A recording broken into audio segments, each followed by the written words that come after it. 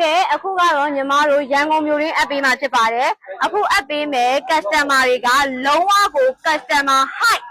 big